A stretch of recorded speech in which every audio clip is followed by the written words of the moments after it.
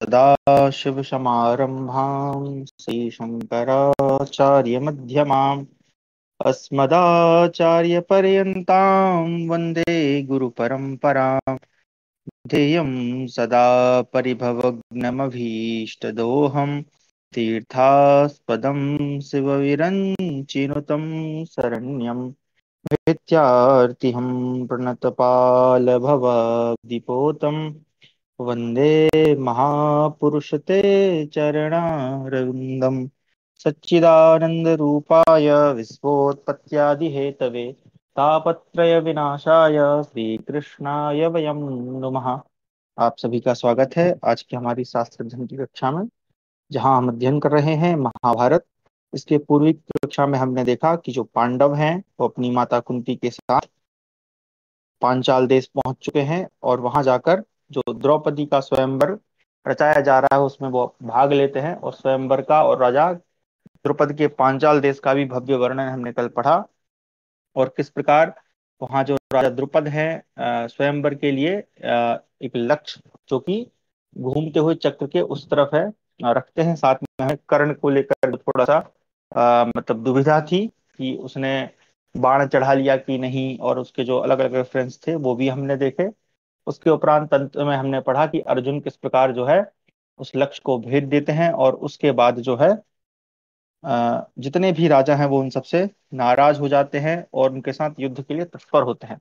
परंतु अर्जुन और भीमसेन जो हैं उन सभी मतलब सभी राजाओं को तो नहीं, परंतु जो कर्ण है और राजा शल्य है उनको वहां परास्त करते हैं। साथ में हमने देखा कि भगवान श्री कृष्ण और बलराम जी भी वहां पर उपस्थित हैं, और भगवान श्री कृष्ण उनको पहचान जाते हैं।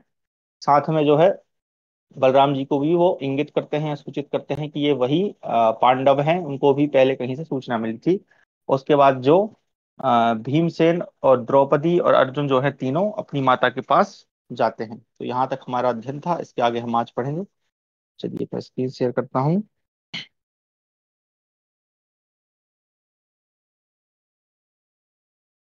तो हमारा है नवत्यधिक यानी कि 190वां अध्याय, कुंती अर्जुन और युधिष्ठिर की बातचीत, पांचों पांडवों का द्रौपदी के साथ विवाह का विचार, तथा बलराम और श्री कृष्ण की पांडवों से भेंट। वैशंपायन उवाच गत्वा तु तां भार्गवकर्मशालां पार्थौ प्रथां प्राप्य महानुभावौ तां याज्ञसेनीं परमप्रतीतौ भिक्षेत्यथा वेदयतां न राज्ञौ।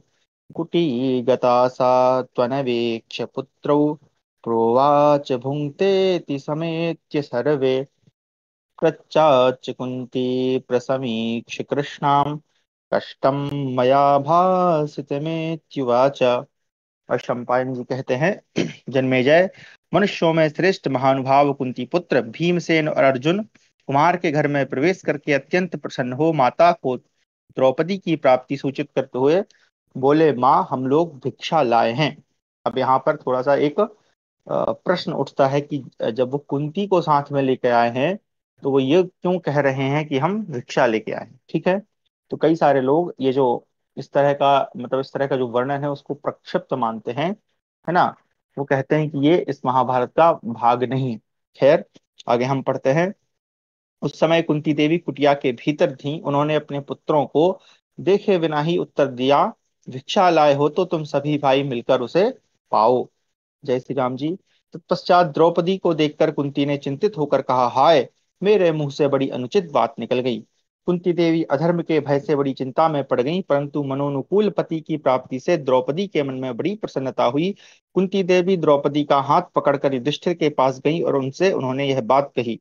कुंती ने कहा, बेटा, यह राजा द्रुपद की कन्या द्रौपदी है। तुम्हारे छोटे भाई भीमसेन और अर्जुन ने इसे भिक्षा कहकर मुझे समर्पित किया, और मैंने भी इसे बिना देखे ही भूल से भिक्षा ही समझकर अनुरूप उत्तर दे दिया।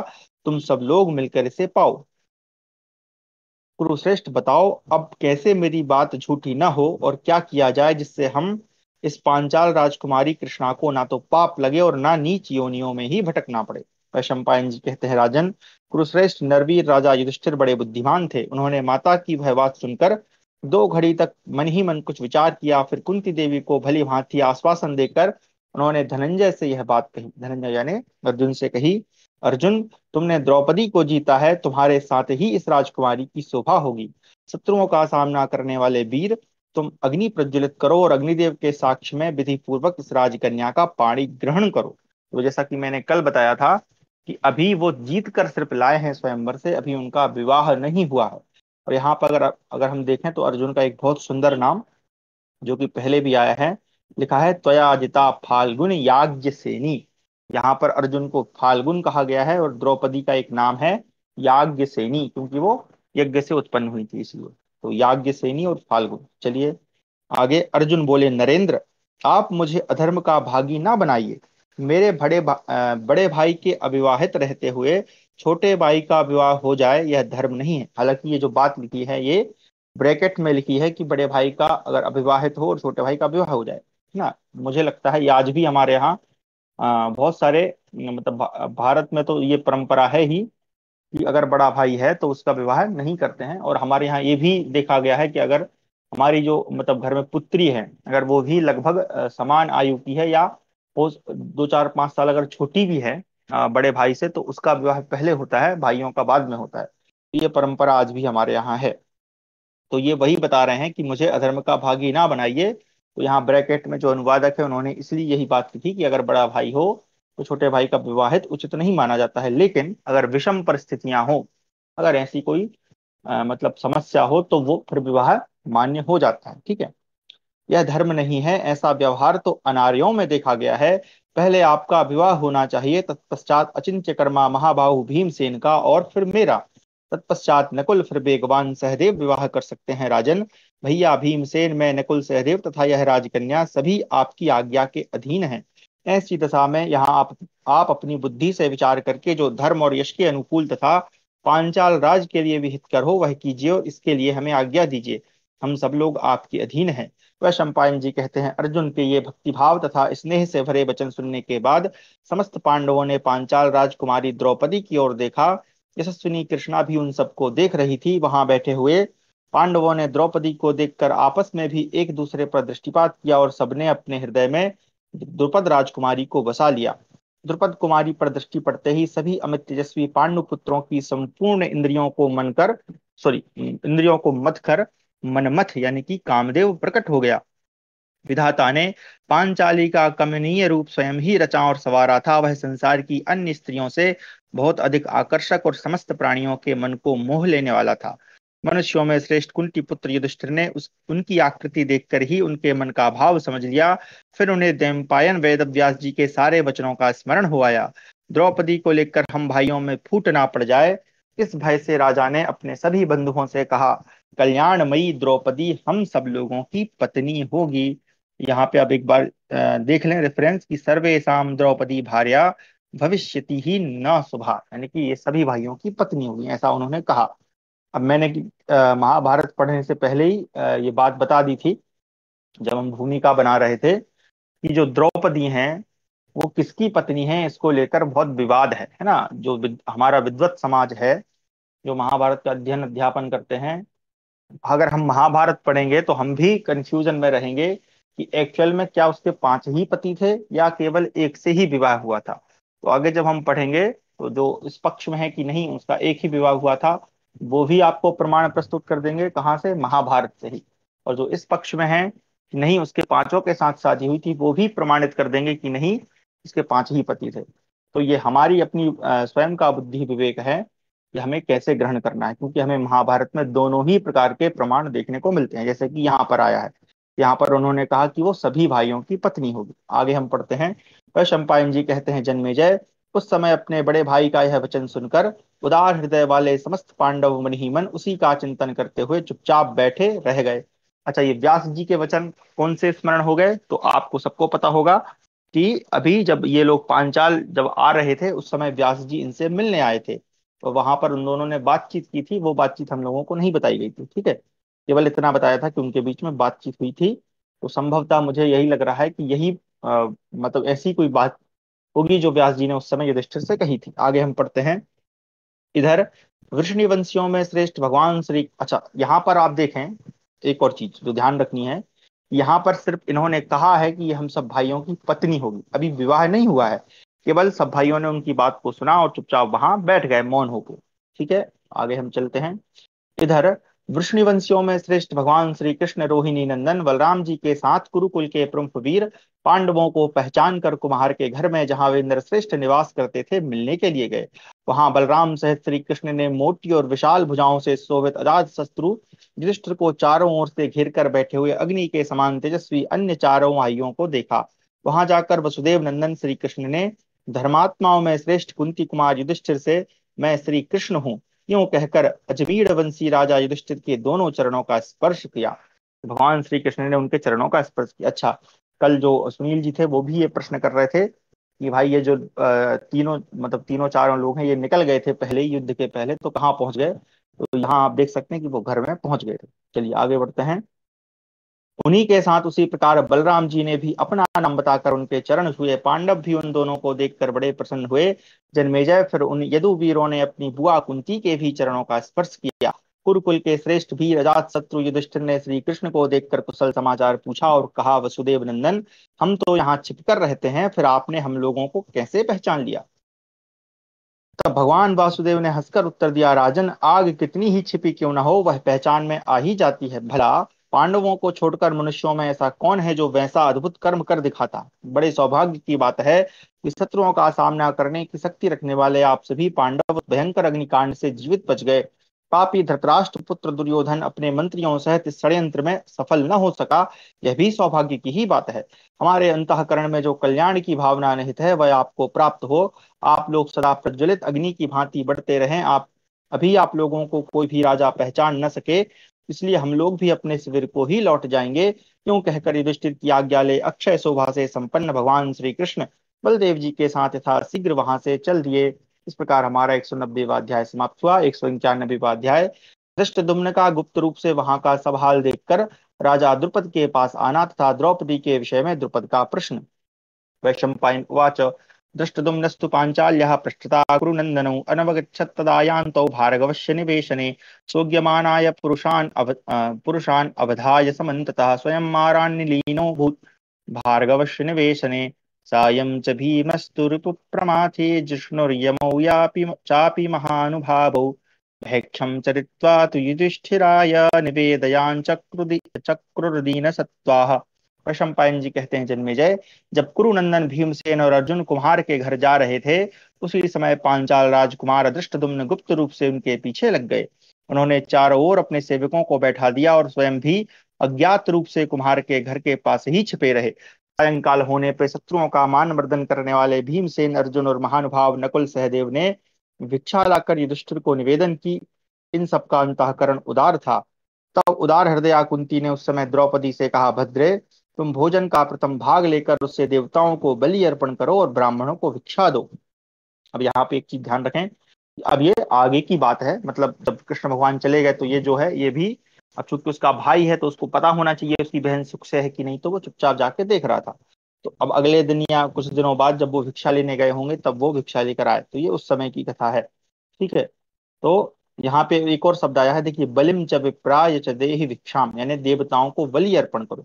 तो बलि और बलि जो शब्द होता है उसका जो हम अगर शाब्दिक अर्थ करते हैं तो किसी को जान से मारना, हत्या करना इस समय में रूढ़ हो गया है, परंतु बलि का एक अर्थ उपहार करना या किसी चीज को समर्पण करना भी होता है। ठीक है, तो यहाँ पे भोजन की बलि दी जा रही है, ना कि किसी जीव जंतु इत्यादि की। तो बलि का अर्थ केवल किसी की हत्या करना ही नहीं होता। आगे हम पढ़ते हैं, तथा अपने पास जो दूसरे मनुष्य आश्रित भाव से रहते हैं और भोजन चाहते हैं, उन्हें भी अन्न परोसो। तदनंतर जो शेष बच जाए उसके शीघ्र ही इस प्रकार विभाग करो, अन्न का आधा भाग एक के लिए रखो, फिर शेष के 6 भाग करके चार भाइयों के लिए 4 भाग अलग अलग रख दो। उसके बाद मेरे लिए और अपने लिए भी एक भाग पृथक पृथक परोस दो। अच्छा, ये वाला जो श्लोक है ये बहुत अच्छा गणित का उदाहरण है कि आप देखें कि जितना भी भिक्षा आया है उसका पहला भाग तो देवताओं को भोग लगा दो, उसके बाद ब्राह्मणों को उसमें से भिक्षा दो। दूसरा, अगर कोई हमारे घर में है, अतिथि है, तो अतिथि को भोजन कराओ। इसलिए हमारे यहाँ कहा जाता है उपनिषदों में, अतिथि देवो भव, यानी अतिथि हमारे देवता हो, तो अतिथियों को भोजन कराना है। और अगर नहीं है तो फिर वो अपने लिए ही है। उसके बाद फिर जो जितने भी भाई हैं उसमें चूंकि भीमसेन सबसे अधिक खाते हैं, सबसे अधिक बलवान है, तो पूरे भोजन का आधा भाग तो उसके लिए कर दो, और बाकी जितने अब जो आधा बच गया है उसके भी कितने भाग करो, 4 भाई वो और 2 लोग ये, तो 6 भाग बनाओ। इस प्रकार से भोजन दो। ठीक है, तो आप समझ सकते हैं कि उसको गणित का भी ज्ञान रहा होगा। आगे, कल्याणी, ये जो गजरात के समान शरीर वाले हृष्ट पुष्ट गोरे युवक बैठे हैं, इनका नाम भीम है, इन्हें अन्न का आधा भाग दे दो।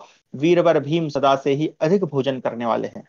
सास की आज्ञा का पालन, एक सेकंड, सहृष्टेव रूपेव तु राजपुत्री तस्या साधुषं कमाना यदा यदावदुक्तम प्रचकार साध्वी चापि सा। ठीक है, सास की आज्ञा का पालन करने में ही अपना कल्याण मानती हुई साध्वी राजकुमारी द्रौपदी ने अत्यंत प्रसन्न होकर कुंती देवी ने जैसा कहा था ठीक वैसा ही किया। सबने उस अन्न का भोजन किया।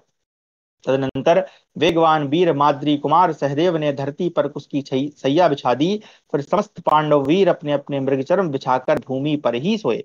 उन कुरुश्रेष्ठ पांडवों के सिर दक्षिण दिशा की ओर थे। कुंती ने उनके मस्तक की ओर और द्रौपदी के पैरों की ओर की पृथ्वी पर ही पांडवों द्रौपदी पैरों की ओर पृथ्वी पर ही पांडवों के साथ सोई। मानो उन कुशासनों पर वह उनके पैरों का तकिया बन गई। वहां उस परिस्थिति में रहकर भी द्रौपदी के मन में तनिक भी दुख नहीं हुआ, और उसने उन कुरुश्रेष्ठ वीरों का किंचन मात्र भी तिरस्कार नहीं किया। अब आप देख सकते हैं कि जो द्रौपदी हैं वो एक राजकन्या है। ठीक है, तो उनके पास सब तरह की सुख सुविधाएं हैं, है ना, वो चाहे तो कुछ भी कर सकती हैं और अपने राज्य में ही है। परंतु जब वो अपने पति के घर में गई तो जैसे पति हैं ना, तो वो चूंकि विपन्नावस्था में है, गरीबी में है, तो उसी प्रकार रहते हुए वो सुख से रह रही है। तो इसी प्रकार हमारी जो भारतीय, यही होते हैं संस्कार। तो हमारी जो भारतीय नारी होती है इसीलिए उसको देवी कहा जाता है, क्योंकि वो कैसी भी परिस्थिति हो उस समय वो रह जाती है आराम से। आगे, वे शूरवीर पांडव वहां सेनापतियों के योग्य अद्भुत कथाएं कहने लगे। उन्होंने नाना प्रकार के दिव्यास्त्रों, रथों, हाथियों, तलवारों, गदाओं और फरसों के विषय में भी चर्चाएं की। उनकी कही हुई वे सभी बातें उस समय पांचाल राजकुमार दृष्टद्युम्न ने सुनी, और उन सभी लोगों ने वहां सोई हुई द्रौपदी को भी देखा। तदनंतर राजकुमार दृष्टद्युम्न रात में पांडवों का इतिहास तथा उनकी कही हुई सारी बातें राजा द्रुपद को पूर्ण रूप से सुनाने के लिए बड़ी उतावली के साथ राजभवन में गए। पांचाल राज द्रुपद पांडवों का पता ना पाने के कारण बहुत खिन्न थे। धृष्टद्युम्न के आने पर महात्मा द्रुपद ने उनसे पूछा, बेटा, मेरी पुत्री कृष्णा कहाँ गई? कौन उसे ले गया? कहीं किसी शूद्र ने अथवा नीच जाति के पुरुष द्वारा ऊंची जाति की स्त्री से उत्पन्न मनुष्य ने या कर देने वाले वैश्य ने तो मेरी पुत्री को प्राप्त नहीं कर लिया? और इस प्रकार उन्होंने मेरे सर पर अपना कीचड़ से सना पांव तो नहीं रख दिया? माला के समान सुकुमारी और हृदय पे धारण करने योग्य मेरी लाडली पुत्री स्मशान के समान पवित्र किसी पुरुष के हाथ में तो नहीं पड़ गई? क्या द्रौपदी को पाने वाला मनुष्य अपने समान वर्ण यानी क्षत्रिय कुल का ही कोई श्रेष्ठ पुरुष है, अथवा अपने से भी श्रेष्ठ ब्राह्मण कुल का है? बेटा, मेरी कृष्णा का स्पर्श कर किसी निम्न वर्ण वाले मनुष्य ने आज मेरे मस्तक पर अपना बायां पैर तो नहीं रख दिया? क्या ऐसा सौभाग्य होगा कि मैं नरश्रेष्ठ अर्जुन से द्रौपदी का विवाह करके अत्यंत प्रसन्न हूं और कभी भी संतप्त न हो, संतप्त ना हो सकूं? महानुभाव पुत्र, ठीक ठीक बताओ, आज जिसने मेरी पुत्री को जीता है वह कौन पुरुष है? क्या कुरुकुल के श्रेष्ठ वीर विचित्र क्या कुरुकुल के श्रेष्ठ वीर विचित्र वीर कुमार पांडु के सूरवीर पुत्र अभी जीवित हैं? क्या आज कुंती के सबसे छोटे पुत्र अर्जुन ने ही उस धनुष को उठाया और लक्ष्य को मार गिराया था? इस प्रकार 191वां अध्याय समाप्त हुआ। 192वां अध्याय वैवाहिक पर्व। अब यहाँ पे एक्चुअल में विवाह होगा। धृष्टद्युम्न के द्वारा द्रौपदी तथा पांडवों का हाल सुनकर राजा द्रुपद का उनके पास पुरोहित को भेजना तथा पुरोहित और युधिष्ठिर की बातचीत। वैशंपायनोवाच, ततस्तथोक्ता परिहृष्टरूपः पित्रे ससन्ताथ स राजपुत्रः दृष्टद्युम्नः सोमकानां प्रवहो वृत्तं यथा येन हृता च कृष्णा।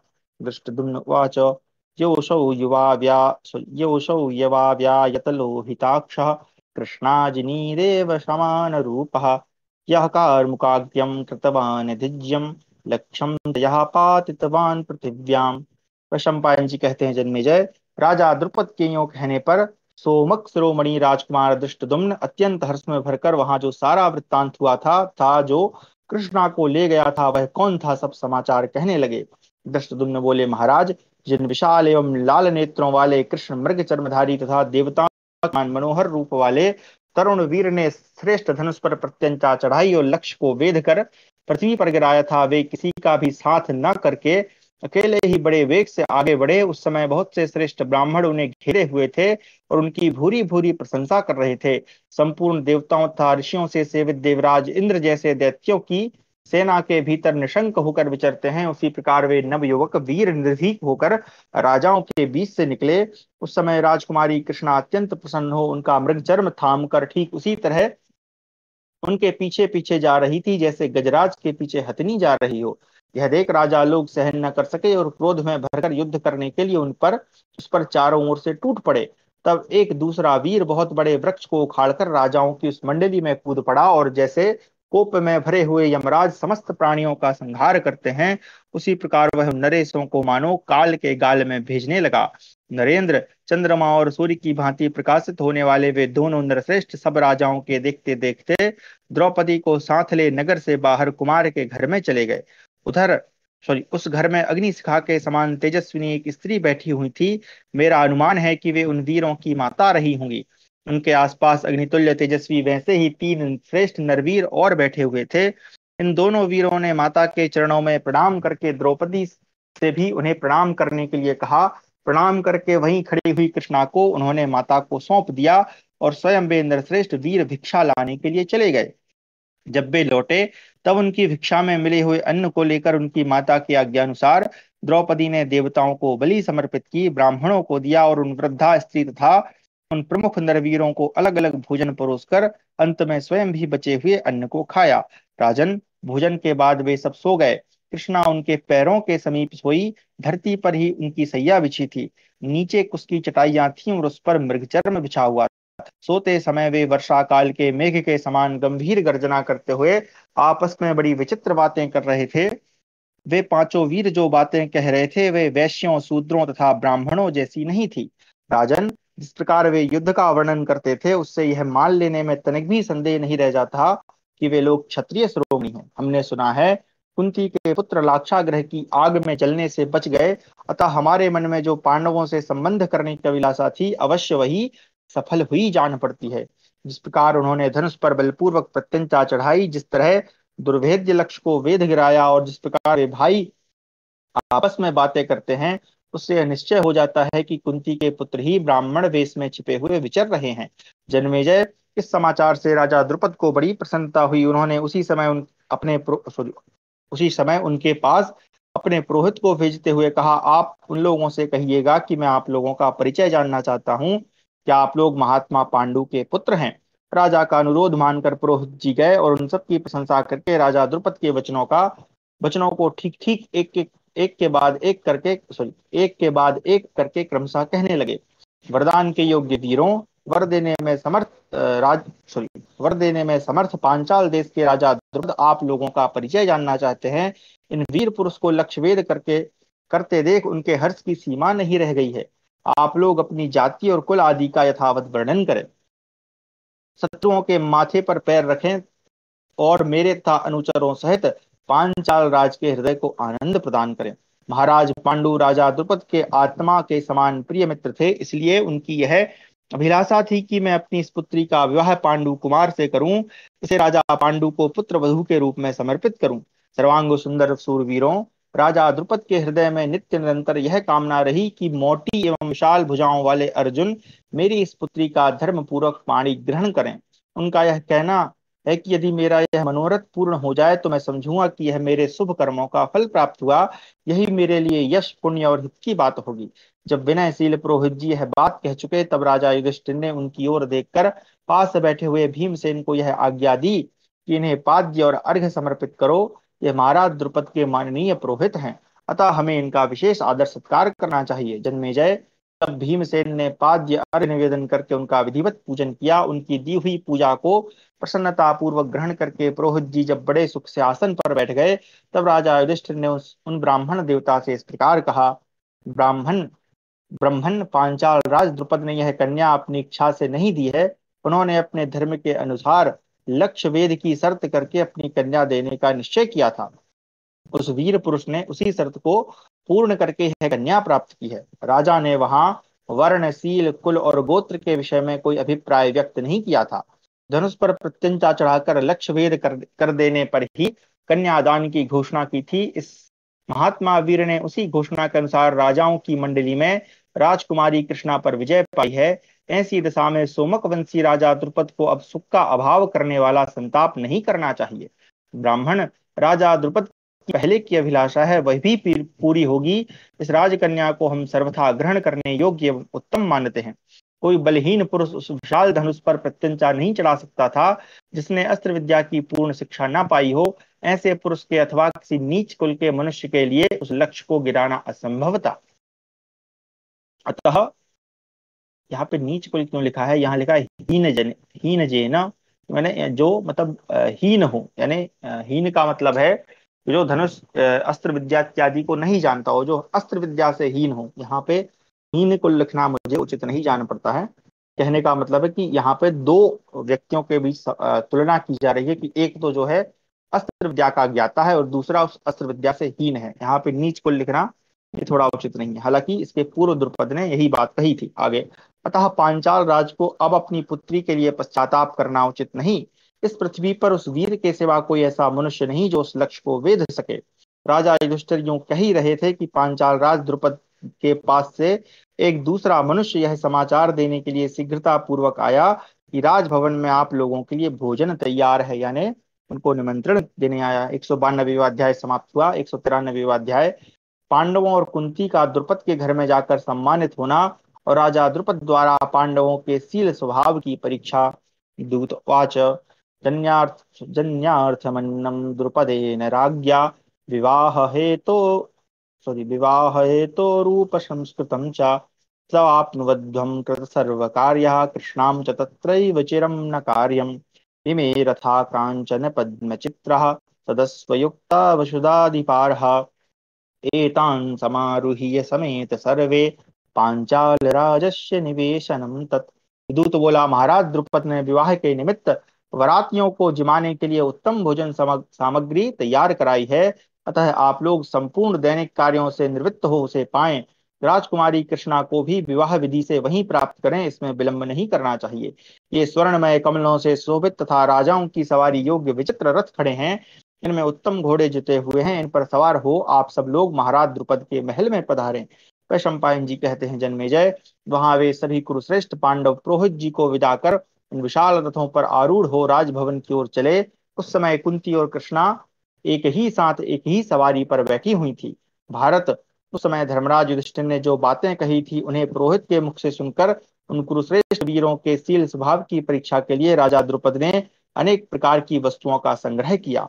राजन, सब प्रकार के फल, सुंदर ढंग से बनाई हुई मालाएं, कवच, ढाल, आसन, गौएं रस्सियां, एक गाश्चैव राजन अथ चैव रज्जु, ठीक अलग अलग हैं। गौएं रस्सियां, बीज एवं खेती के अन्य सामान तथा अन्य कारीगरियों के सब सामान पूर्ण रूप से वहां संग्रहित किए गए। इसके सिवा खेलने के लिए भी जो आवश्यक वस्तुएं होती हैं उन सबको राजा द्रुपद ने वहां जुटाकर रखा था।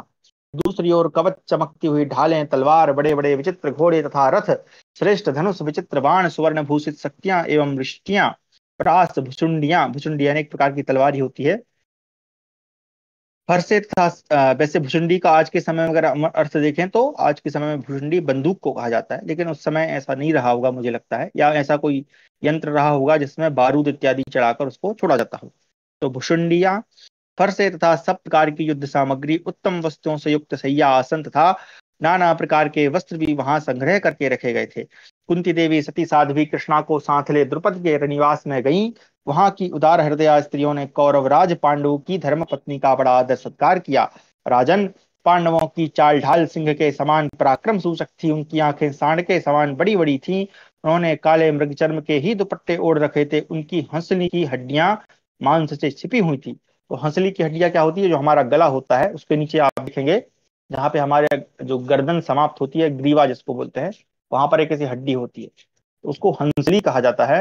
अगर वो मांस से ढकी हो तो मतलब वो अच्छा मोटा ताजा तगड़ा व्यक्ति है, और अगर ऐसी दिखती हो ऊपर से तो हम समझ जाते हैं कि दुबला पतला है। यही चीज जो है राम जी की भी थी। राम जी की भी जो हंसली की हड्डी थी वो ढकी हुई थी मांस से, मतलब वो अच्छे मोटे तगड़े थे। आगे भुजाएं नागराज के शरीर के समान मोटी एवं विशाल थी। उन पुरुष सिंह पांडवों को देखकर राजा द्रुपद, उनके सभी पुत्र मंत्री, इष्ट मित्र और समस्त नौकर चाकर, ये सबके सब वहां बड़े ही प्रसन्न हुए। वे नरश्रेष्ठ वीर पांडव वहां लगे हुए पादपीठ सहित बहुमूल्य श्रेष्ठ सिंहासनों पर बिना किसी हिचक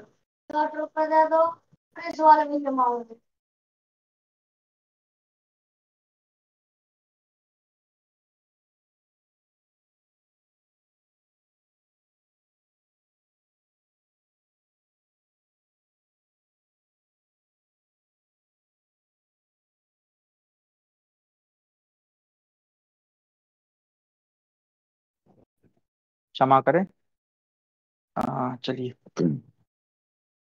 वे नरश्रेष्ठ वीर पांडव वहां लगे हुए पादपीठ सहित बहुमूल्य श्रेष्ठ सिंहासनों पर बिना किसी हिचक या संकोच के मन में तनिक भी विस्मय ना करते हुए बड़े छोटे के क्रम से जा बैठे। तब स्वच्छ और सुंदर पोशाक पहने हुए दास दासी तथा रसोइयों ने सोने चांदी के बर्तनों में राजाओं के भोजन करने योग्य अनेक प्रकार की सामान्य और विशेष भोजन सामग्री लाकर परोसी। मनुष्यों में श्रेष्ठ पांडव वहां अपनी रुचि के अनुसार उन सब वस्तुओं को खाकर बहुत अधिक प्रसन्न हुए। राजन, तदनंतर वहां संग्रह की हुई अन्य सब वैभव भोग की सामग्रियों को छोड़कर वे वीर पहले उसी स्थान पर गए जहां युद्ध सामग्रियां रखी गई थी। जन्मेजय यह देखकर राजा द्रुपद, राजकुमार और सभी प्रधानमंत्री बड़े प्रसन्न हुए और उनके पास जाकर उन्होंने अपने मन में यही निश्चय किया कि ये राजकुमार कुंती देवी के ही पुत्र हैं। तो देखिए किस प्रकार से उन्होंने परीक्षा ले ली। सही बात है भाई, जो जिस चीज में पारंगत होगा वो उसी चीज को अधिक पसंद करेगा। तो ये युद्ध में पारंगत थे, इसलिए युद्ध की वस्तुओं के पास गए। आगे द्रुपद और युधिष्ठिर की बातचीत तथा व्यास जी का आगमन। वैशंपायन उवाच तत आहूय पांचाल्यो राजपुत्रम युधिष्ठिरं ग्रहेण ब्राह्मणेन परिगृह्य महाद्युति पर्यपृच्छद पर्यपृच्छदीनात् सॉरी पर्यपृच्छदीनात् मां कुन्तीपुत्रं सुवर्चसं कथं जानीमि भवता क्षत्रियान् ब्राह्मणानुत क्षमा करें, वैश्यान वा गुण संपन्नान अथवा शूद्रयोनिजान मायामास्थाय वापि प्रांश्चरतः सर्वतोषम। वैशंपायन जी कहते हैं, जन्मेजय, तदनंतर महातेजस्वी उदार चित्त पांचाल राज द्रुपद ने अत्यंत कांतिमान कुंती पुत्र राजकुमार युधिष्ठिर को अपने पास बुलाकर ब्राह्मणोचित आतिथ्य सत्कार के द्वारा उन्हें अपनाकर पूछा, हमें कैसे ज्ञात हो, आप लोग किस वर्ण के हैं? हम आपको क्षत्रिय, ब्राह्मण, गुण संपन्न, वैश्य अथवा शूद्र क्या समझें? अथवा माया का आश्रय लेकर ब्राह्मण रूप से आप सब दिशाओं में विचरने वाले आप लोगों को हम कोई देवता माने?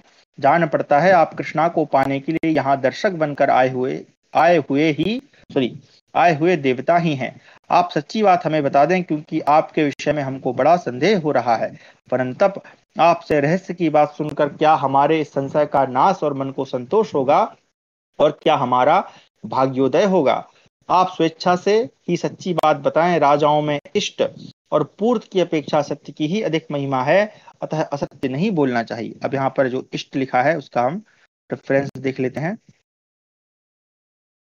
स्मृतियों में इष्ट और पूर्त का परिचय इस प्रकार दिया गया है। अग्निहोत्रम तपः सत्यम वेदानाम चालुपाल। ठीक है, हिंदी पढ़ लेता हूँ। अग्निहोत्र, तप, सत्य भाषण, वेदों की आज्ञा का निरंतर पालन, अतिथियों का सत्कार था बलि वैश्व देव कर्म, ये इष्ट कहलाते हैं। बावली, कुआं, पोखरे आदि बनवाना, देव मंदिर निर्माण कराना, अन्नदान देना और बगीचे लगाना, इनका नाम पूर्त है। तो इस प्रकार जो है इष्ट और पूर्त के बारे में बताया है। तो मतलब अगर इन दोनों से भी, मतलब जैसे ये सब काम भले ही ना करो और पूर्त काम भी ना करो, लेकिन सत्य हमेशा बोलो। इसलिए मतलब यहाँ पे ऐसा नहीं कि करना ही नहीं है, लेकिन उन सब में सत्य को श्रेष्ठ माना गया है। देवताओं के समान तेजस्वी शत्रुसूदन, मैं आपकी बात सुनकर निश्चय ही विधि पूर्वक विवाह की तैयारी करूंगा। युधिष्ठिर बोले, पांचाल राज, आप उदास ना हो, आपको प्रसन्न होना चाहिए। आपके मन में जो अभीष्ट कामना थी वह निश्चय ही आज पूरी हुई है, इसमें संशय नहीं है। राजन, हम लोग क्षत्रिय ही हैं, महात्मा पांडु के पुत्र हैं। मुझे कुंती का ज्येष्ठ पुत्र समझिए। ये दोनों भीमसेन और अर्जुन हैं। राजन, इन्हीं दोनों ने समस्त राजाओं के समूह में आपकी पुत्री को जीता है। उधर वे दोनों नकुल और सहदेव हैं। माता कुंती वहीं गई हैं जहां राजकुमारी कृष्णा है। श्रेष्ठ, अब आपकी मानसिक चिंता निकल जानी चाहिए। हम सब लोग क्षत्रिय ही हैं। आपकी यह पुत्री कृष्णा कमलिनी की भांति एक सरोवर से दूसरे सरोवर को प्राप्त हुई है। महाराज, यह सब मैं आपसे सच्ची बात कह रहा हूँ। आप हमारे बड़े तथा परम आश्रय हैं। वैशंपायन जी कहते हैं, जन्मेजय, राजा युधिष्ठिर की ये बातें सुनकर महाराज द्रुपद की आंखों में हर्ष के आंसू छलक आए। वे आनंद में मग्न हो गए और गला भराने के कारण युधिष्ठिर को तत्काल कुछ उत्तर न दे सके। शत्रुसूदन द्रुपद ने बड़े यत्न से अपने हर्ष के आवेश को रोका और युधिष्ठिर को उनके कथन अनुरूप ही उत्तर दिया। फिर उन धर्मात्मा पांचाल नरेश ने यह पूछा कि आप लोग वारणावत नगर से किस प्रकार भाग निकले। पांडुनंदन युधिष्ठिर ने वे सारी बातें उन्हें क्रमशः कह सुनाई। कुंती कुमार के मुख से वह सारा समाचार सुनकर वक्ताओं में श्रेष्ठ महाराज द्रुपद ने उस समय राजा धृतराष्ट्र की बड़ी निंदा की और कुंती नंदन युधिष्ठिर को आश्वासन दिया।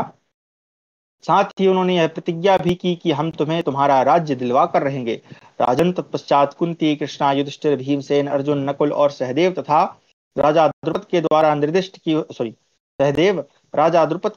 निर्दिष्ट किए हुए विशाल भवन में गए और यज्ञसेन द्रुपद ने, अच्छा क्षमा करें मैंने उस समय गलत बता दिया था, क्योंकि इसका नाम यज्ञसेन था, मतलब राजा का द्रुपद का नाम यज्ञसेन था, इसलिए द्रौपदी का दूसरा नाम याज्ञसेनी है। यज्ञसेन की पुत्री याज्ञसेनी, उस समय मैंने बोल दिया था कि वो यज्ञसेनी के लिए थी, उसके लिए क्षमा। तो द्रुपद से सम्मानित हो वहीं रहने लगे। इस प्रकार विश्वास जम जाने पर महाराज द्रुपद ने अपने पुत्रों के साथ जाकर युधिष्ठिर से कहा, ये कुरुकुल को आनंदित करने वाले महाबाहु अर्जुन, आज के पुण्यमय दिवस में मेरी पुत्री का विधि पूर्वक पाणिक ग्रहण करें और अपने कुलोचित मंगलाचार का पालन प्रारंभ कर दें। वैशंपायन कहते हैं, तब धर्मात्मा राजा युधिष्ठिर ने उनसे कहा, राजन, विवाह तो मेरा भी करना होगा। द्रुपद बोले, वीर, तब आप ही विधि पूर्वक मेरी पुत्री का पाणिक ग्रहण करें, अथवा आप अपने भाइयों में से जिसके साथ चाहें उसी के साथ कृष्णा को विवाह की आज्ञा दे दें। युधिष्ठिर ने कहा, राजन, द्रौपदी तो हम सभी भाइयों की पटरानी होगी। मेरी माता ने पहले हम सब लोगों को ऐसी आज्ञा दे रखी है। मैं तथा पांडव भीमसेन भी अभी तक अविवाहित है और आपकी इस रत्न स्वरूपा कन्या को अर्जुन ने जीता है। महाराज, हम लोगों में यह शर्त हो चुकी है कि रत्न को हम लोग बांटकर तथा एक साथ उपभोग करेंगे। नृपश्रोवणे, हम अपनी उस पुरानी शर्त को छोड़ना या तोड़ना नहीं चाहते। अतः कृष्णा धर्म के अनुरूप हम सभी की महारानी होगी, इसलिए वह प्रज्वलित अग्नि के सामने क्रमशः हम सबका पाणी ग्रहण करे। तो इन लोगों ने पहले ही कह दिया था कि हम, चूंकि देखो पांचों भाई हैं तो आपस में कोई वाद विवाद ना हो, इसलिए इन्होंने पहले ही ये निश्चित कर लिया था कि हमको जो भी मिलेगा वो सब हम सब बराबर में उसका उपयोग करेंगे। आगे द्रुपद बोले, कुरुनंदन, एक राजा बहुत सी रानियां अथवा एक पुरुष की अनेक स्त्रियां हों, ऐसा विधान तो वेदों में रख दिया है। अब वेदों में कहाँ देखा गया ये तो नहीं पता मुझे, एक मिनट जरा पढ़ लूं इसको। एकस्य वहवो विहिता महिष्य कुरुनंदना नैकस्या वहवा पुंसा श्रूयन्ते पतयः क्वचित्। तो इसने कहा श्रूयन्ते, यानी ऐसा सुना जाता है। वेदों में ये अनुवादक ने कहाँ से ले लिया ये तो नहीं पता। राजा का कहने का मतलब यहाँ पर यही है कि ऐसा हमने सुना है, ठीक है। वेदों में विधान है, ये श्लोक में नहीं लिखा है, ठीक है। परंतु एक स्त्री के अनेक पुरुष पति हों, ऐसा कहीं सुनने में नहीं आया है। अब इसका रेफरेंस अगर यहाँ पे दिया है उसको भी देख लेते हैं। मतलब अब चूंकि यहाँ अनुवादक ने वेदों में लिखा है तो वेदों में उसने रेफरेंस दिया होगा। तो इस विषय के वचन में श्रुति का वचन प्रसिद्ध है। क्या प्रसिद्ध है, अब ये कौन सी श्रुति है यहाँ पे नहीं लिखा है। अगर किसी को हो तो ये जो श्लोक है इसको सर्च करिएगा।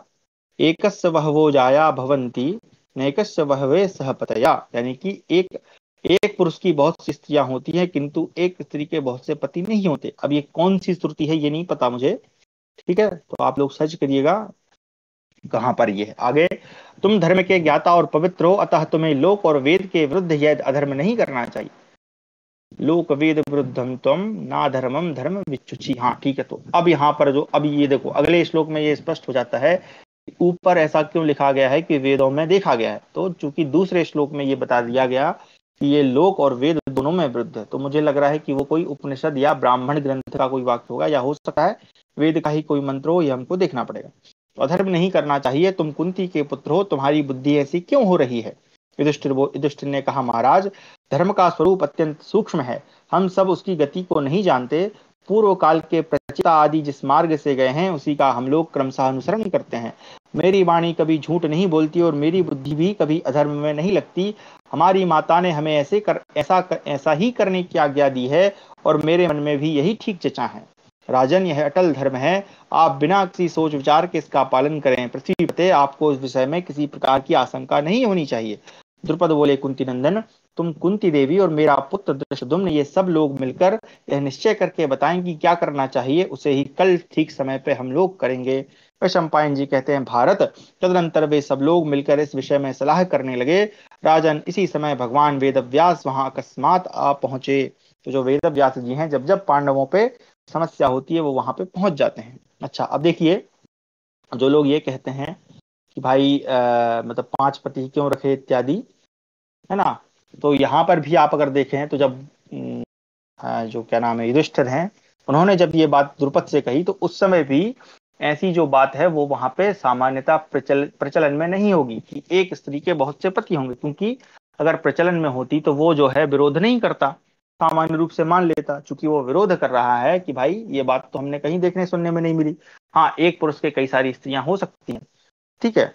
तो ये जो है मतलब हमने भी देखा है, राजा दशरथ की भी बहुत सारी स्त्रियां थी, है ना, कई सारे राजाओं की, जैसे पांडु की देख लें 2 पत्नियां थी। तो उस समय ये चीजें सामान्य होती होंगी कि एक से कई सारी पत्नियां होंगी, क्योंकि जो योग्य पुरुष होता है स्त्रियां भी उसको ही वर्ण करती हैं, तो उनको ज्यादा समस्या भी नहीं होती। लेकिन एक पुरुष एक स्त्री के कई सारे पति हों, ये थोड़ा सा मतलब उनको समाज में या लोक में अच्छा नहीं लगता होगा। आगे हम पढ़ते हैं। व्यास जी के सामने द्रौपदी का 5 पुरुषों से विवाह होने के विषय में द्रुपद, धृष्टद्युम्न और युधिष्ठिर का अपने अपने विचार व्यक्त करना। तो अब देखें, इस बात पे विचार विमर्श चल रहा है।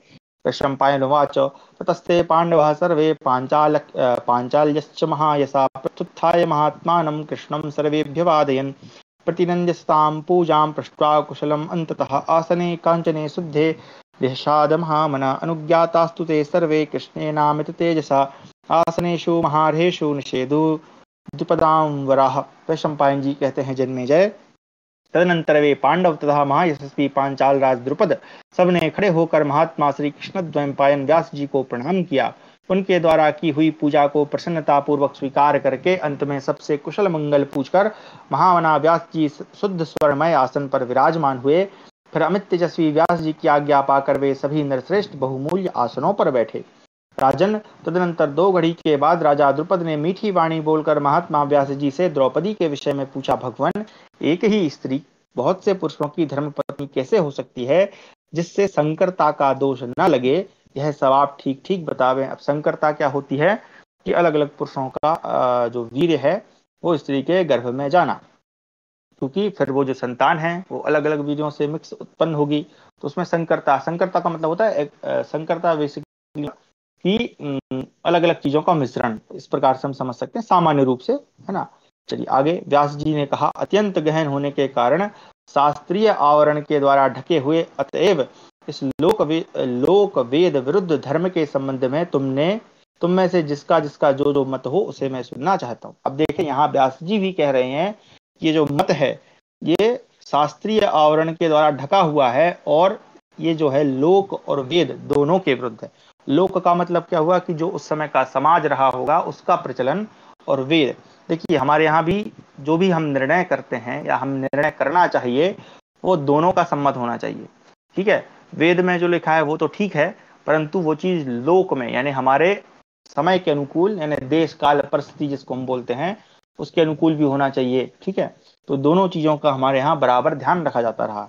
आगे द्रुपद बोले, दुष्श्रेष्ठ, मेरी राय में तो यह अधर्म ही है, क्योंकि यह लोक और वेद दोनों के विरुद्ध है। बहुत से पुरुषों की एक ही पत्नी हो ऐसा व्यवहार कहीं भी नहीं है। पूर्ववर्ती महात्मा पुरुषों ने भी ऐसे धर्म का आचरण नहीं किया, और विद्वान पुरुषों को किसी भी प्रकार का अधर्म आचरण नहीं करना चाहिए। इसलिए मैं इस धर्म विरोधी आचार को काम में नहीं लाना चाहता। मुझे तो इस कार्य के धर्म संगत होने में सदा ही संदेह जाना पड़ता है। अब चूंकि अब ये भी ध्यान रखें, ये मना इसलिए कर रहे हैं, एक तो ऐसा कभी देखा सुना नहीं, और दूसरे ये कन्या के पिता भी हैं, तो कहीं ना कहीं उनके मन में अपनी कन्या को लेकर प्रेम भी है। आगे धृष्टद्युम्न, चूंकि उसका भाई है, अब इसका सुने। दुष्श्रेष्ठ, आप ब्राह्मण हैं, तपोधन है, आप ही बताइए, बड़ा भाई सदाचारी होते हुए भी अपने छोटे भाई की स्त्री के साथ समागम कैसे कर सकता है? ठीक है, तो उसके मन में जो प्रश्न है उसने बता दिया। धर्म का स्वरूप अत्यंत सूक्ष्म होने के कारण हम उसकी गति को सर्वथा नहीं जानते, अतः यह कार्य अधर्म है या धर्म है इसका निश्चय करना हम जैसे लोगों के लिए असंभव है। ब्रह्मन, इसलिए हम किसी भी तरह ऐसी सम्मति नहीं दे सकते कि राजकुमारी कृष्णा 5 पुरुषों की धर्म पत्नी हो। तो ये एक प्रकार से आप देखें कि जो द्रुपद हैं उसने तो स्पष्ट मना कर दिया कि भाई मैं तो उसके सम्मति में नहीं हूँ। और जो धृष्टद्युम्न है वो एक प्रकार से मना भी कर रहा है, लेकिन साथ साथ में वो हाँ और ना वाली स्थिति में फंसा हुआ है। आगे युधिष्ठिर ने कहा, मेरी वाणी कभी झूठ नहीं बोलती, मेरी बुद्धि भी कभी अधर्म में नहीं लगती, परंतु इस विवाह में मेरे मन की प्रवृत्ति हो रही है, इसलिए यह किसी भी प्रकार अधर्म नहीं है। पुराणों में भी सुना जाता है कि धर्मात्माओं में श्रेष्ठ जटिला नाम वाली गौतम गोत्र की कन्या ने 7 ऋषियों के साथ विवाह किया था। तो अब ये किसी, ठीक है, गौतमी क्यों? क्योंकि वो गौतम गोत्र की, उसने 7 पतियों से किया। अब ये वहां पे प्रमाण प्रस्तुत कर रहे हैं। इसी प्रकार कंडू मुनि की पुत्री वार्क्षी वार्क्षी ने तपस्या से पवित्र अंतःकरण वाले 10 प्रचेताओं के साथ, जिनका एक ही नाम था और जो आपस में भाई भाई थे, विवाह संबंध स्थापित किया था। ऊपर भी इन्होंने प्रचेताओं का नाम लिया था, ठीक है। ये प्रचेता कौन है? ये कठिन तपस्या करने वाले ऋषि मुनि। आगे धर्मज्ञों में श्रेष्ठ व्यास जी, गुरुजनों की आज्ञा को धर्म संगत बताया गया है और समस्त गुरुओं में माता परम गुरु मानी गई है। तो यहाँ पे जो अपने यहाँ कहते हैं ना कि भाई माता को परम गुरु कहाँ कहा जाता है, तो ये उसका श्लोक है, माता परमे को गुरु। हमारी माता ने भी यही बात कही है कि तुम सब लोग भिक्षा की भांति इसका उपभोग करो। अतः द्विश्रेष्ठ, हम पांचों भाइयों के साथ होने वाले इस विवाह संबंध को परम धर्म मानते हैं। कुंती ने कहा, धर्म का आचरण करने वाले युधिष्ठिर ने जैसा कहा है वह ठीक है। अवश्य, अब यहाँ पे ब्रैकेट में लिखा है ये, अवश्य मैंने द्रौपदी के साथ पांचों भाइयों के विवाह संबंधी की आज्ञा दे दी। मुझे झूठ से बहुत भय लगता है, बताइए मैं झूठ के पाप से कैसे बच सकूंगी। अब व्यास जी कह रहे हैं। व्यास जी बोले, भद्रे, तुम झूठ से बच जाओगी, पांडवों के लिए यह सनातन धर्म है। कुंती से यूं कहकर वे द्रुपद से बोले, पांचाल नरेश या पांचाल राज, इस विवाह में एक रहस्य है जिसे मैं सबके सामने नहीं कहूंगा, तुम स्वयं एकांत में चलकर मुझसे सुन लो। जिस प्रकार और जिस कारण से यह सनातन धर्म के अनुकूल कहा गया है और कुंती नंदन युधिष्ठिर ने जिस प्रकार इसकी धर्मानुकूलता का प्रतिपादन किया है, उस पर विचार करने से निसंदेह यही सिद्ध होता है कि यह विवाह धर्म सम्मत है। वैशंपायन जी कहते हैं, जन्मेजय, तदनंतर शक्तिशाली द्वैपायन भगवान व्यास जी अपने आसन से उठे और राजा द्रुपद का हाथ पकड़कर राजभवन के भीतर चले गए, यानी एक प्रकार से एकांत में चले गए। पांचों पांडव, कुंती देवी तथा द्रुपद कुमार धृष्टद्युम्न, ये सब लोग जहां बैठे थे वहीं उन दोनों व्यास और द्रुपद की प्रतीक्षा करने लगे। तदनंतर व्यास जी ने उन महात्मा नरेश को वह कथा सुनाई जिसके अनुसार यहाँ बहुत से पुरुषों का एक ही पत्नी से विवाह करना धर्म सम्मत माना गया है। इस प्रकार हमारा 195वां अध्याय समाप्त हुआ। अब वो कथा कौन सी है शायद यहाँ पे बताएंगे।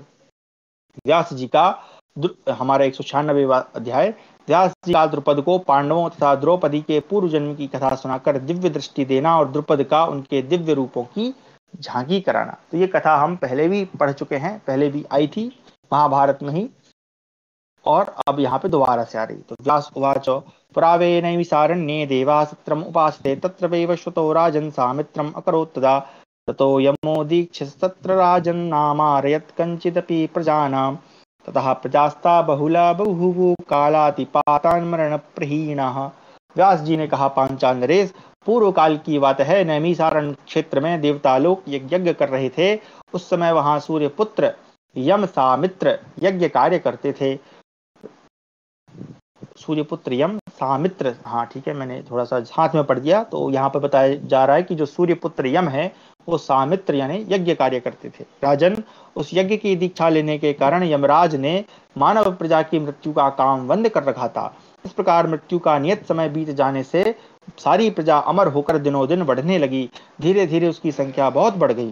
चंद्रमा, इंद्र, वरुण, कुबेर, साध्यगण, रुद्रगण, वसुगण, दोनों अश्विनी कुमार तथा अन्य सब देवता मिलकर जहां सृष्टिकर्ता प्रजापति ब्रह्मा जी रहते थे वहां गए। वहां जाकर वे सब देवता लोक गुरु ब्रह्मा जी से बोले, भगवान, मनुष्यों की संख्या बहुत बढ़ रही है, इससे हमें बड़ा भय लगता है। उस भय से हम व्याकुल सॉरी उससे उस भय से हम सब लोग व्याकुल उठे हैं और सुख पाने की इच्छा से आपकी शरण में आए हैं। ब्रह्मा जी ने कहा, तुम्हें मनुष्यों से क्यों भय लगता है जबकि तुम सभी लोग अमर हो? तब तुम्हें मरण धर्मा मनुष्यों से कभी भयभीत नहीं होना चाहिए। देवता बोले, जो मरणशील थे वे अमर हो गए, अब हम में और उनमें कोई अंतर नहीं रह गया। यह अंतर मिट जाने से हमें अधिक घबराहट हो रही है। हमारी विशेषता बनी रहे इसलिए हम यहाँ आए हैं। भगवान ब्रह्मा जी ने कहा, सूर्यपुत्र यमराज यज्ञ के कार्य में लगे हैं, इसलिए ये मनुष्य नहीं मर रहे हैं। जब वे यज्ञ का सारा काम पूरा करके इधर ध्यान देंगे, तब इन मनुष्यों का अंतकाल उपस्थित होगा। तुम लोगों के बल के प्रभाव से जब सूर्य नंदन यमराज का शरीर यज्ञ कार्य से अलग होकर अपने कार्य में प्रयुक्त होगा, तब वही अंतकाल आने पर मनुष्यों की मृत्यु का कारण बनेगा। उस समय मनुष्यों में इतनी शक्ति नहीं होगी कि वे मृत्यु से अपने को बचा सकें। व्यास जी कहते हैं, राजन, तब वे अपने पूर्वज देवता ब्रह्मा जी का वचन सुनकर फिर वहीं चले गए जहां सब देवता यज्ञ कर रहे थे।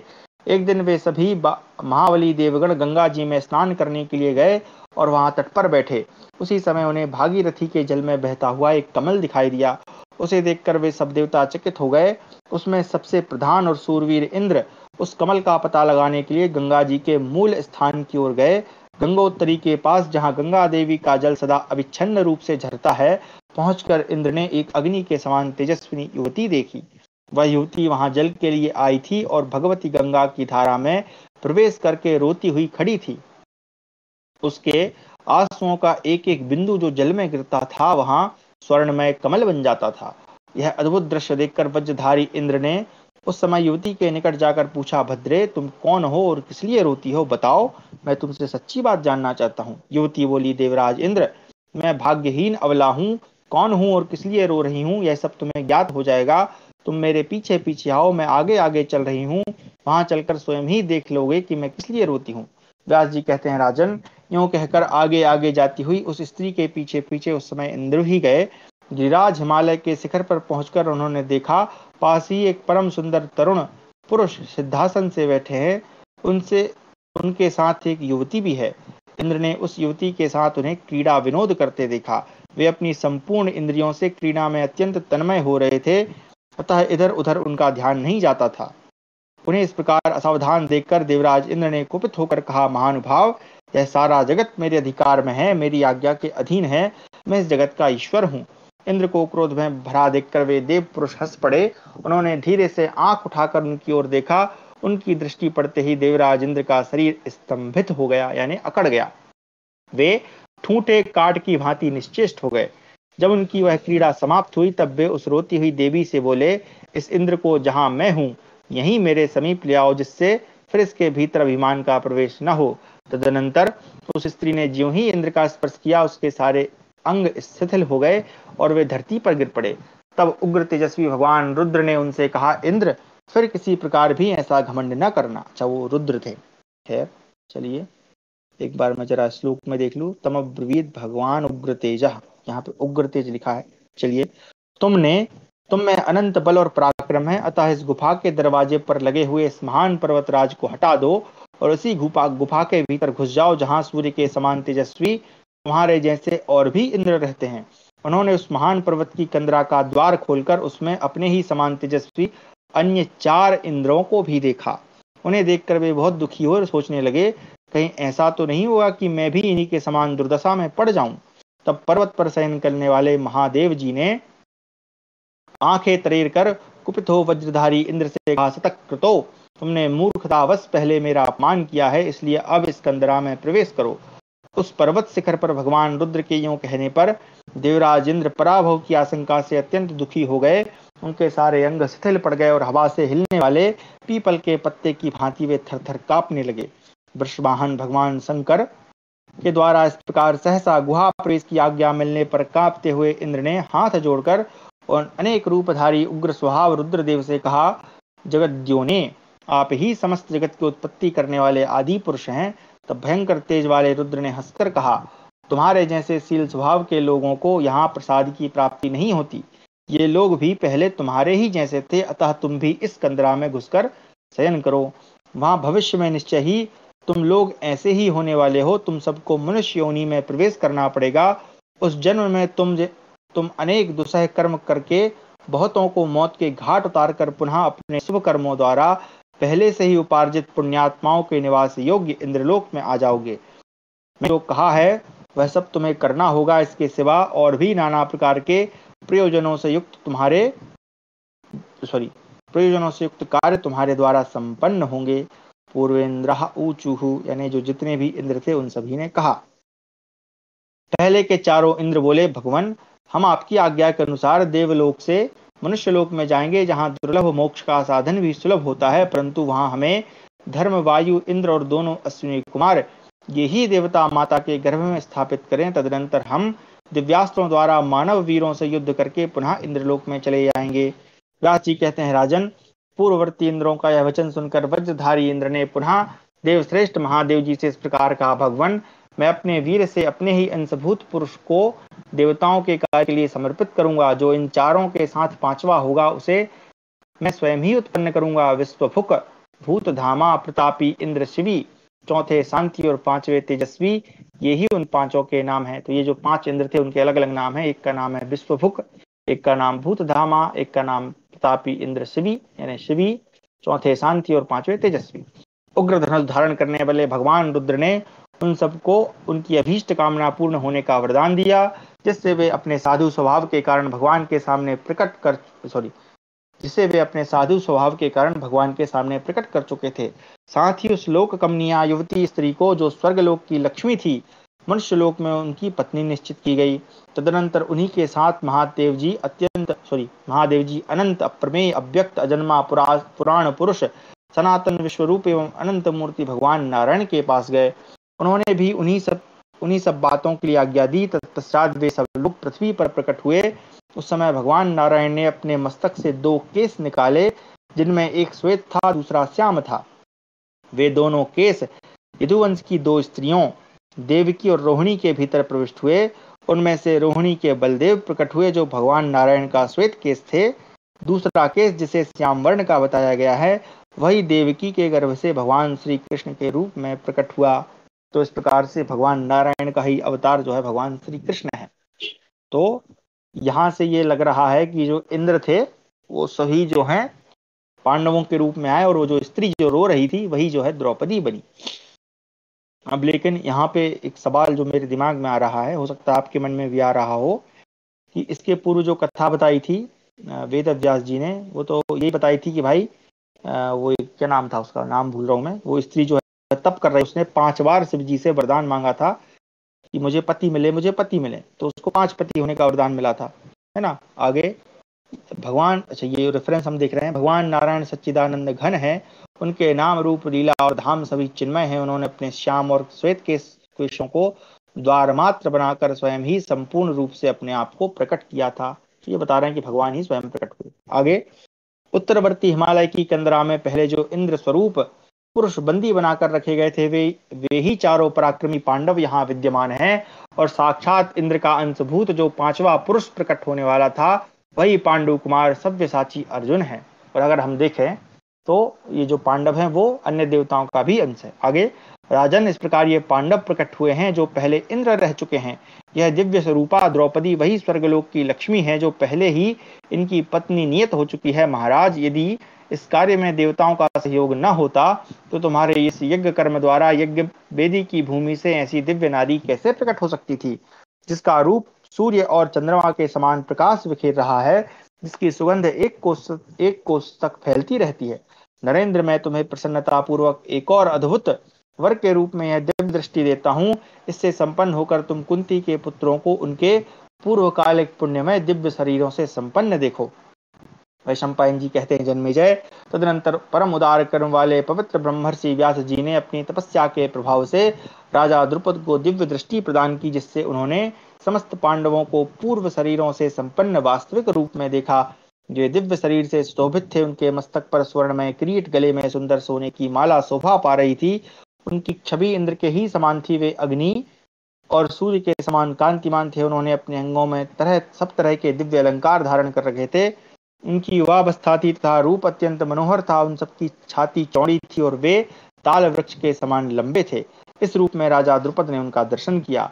वे दिव्य निर्मल वस्त्रों, उत्तम गंधों और सुंदर मालाओं से अत्यंत शोभित हो रहे थे तथा साक्षात त्रिनेत्र महादेव, वसुगण, रुद्रगण तथा आदित्य गणों के समान तेजस्वी एवं सर्वगुण संपन्न दिखाई देते थे।